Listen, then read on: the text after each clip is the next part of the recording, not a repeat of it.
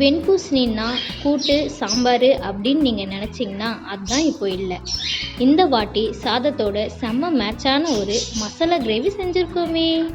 ஒரு வாட்டி சாப்பிட்டா மறக்கவே முடியாது. இந்த மாதிரி டேஸ்டான ரெசிபி பார்க்க சப்ஸ்கிரைப் பண்ணிடுங்க. ஃபஸ்ட்டு ஒரு வானலில் 1.5 டீஸ்பூன் எண்ணெய் போட்டு ஹீட் பண்ணுங்கள்.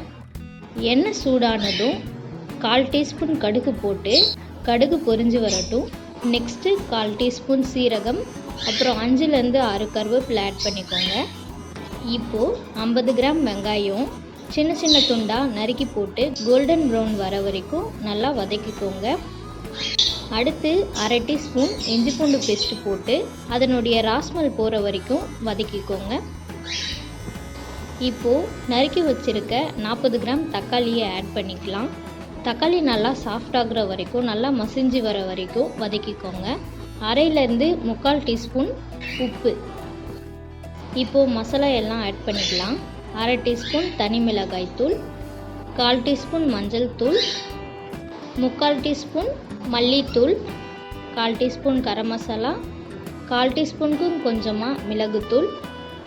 இதெல்லாம் போட்டு நல்லா மிக்ஸ் பண்ணிவிட்டு 1 நிமிஷம் நல்லா வதக்கி விட்டுக்கலாம். இப்போ மசாலா ஸ்மெல்லு உடனே வீடு ஃபுல்லாக செம்மையாக வரும். இப்போ 150 கிராம் வெண்பூசணிக்காய் நம்ம சின்ன சின்ன பீஸாக கட் பண்ணி வச்சுருக்கோம்ல, அதை ஆட் பண்ணிக்கலாம். மசாலாவோடு சேர்த்து நல்லா மிக்ஸ் ஆகுற வரைக்கும் நல்லா கலந்து விட்டுக்கலாம். 1/4 கப்லேருந்து ஒரு 1/2 கப் அளவுக்கு தண்ணி ஆட் பண்ணிவிட்டு மூடி போட்டு ஒரு 8லேருந்து 10 நிமிஷம் லோ ஃப்ளேமில் வச்சு குக் பண்ணிக்கலாம். பூசணிக்காய் நல்லா சாஃப்ட் ஆகுற வரை வேக வச்சுக்கலாம். ஒரு சில பீசஸை மட்டும் நல்லா மசிச்சு விட்டுக்கலாம். ஏன்னா அது கிரேவியான கன்சிஸ்டன்சியில் வரும். அதுக்காக உப்பு இந்த டைமில் கரெக்டாக இருக்கான்னு சொல்லிட்டு செக் பண்ணிவிட்டு அவ்வளோதான், சூப்பர் டேஸ்டியான வெண்பூசணிக்காய் மசாலா கிரேவி ரெடி.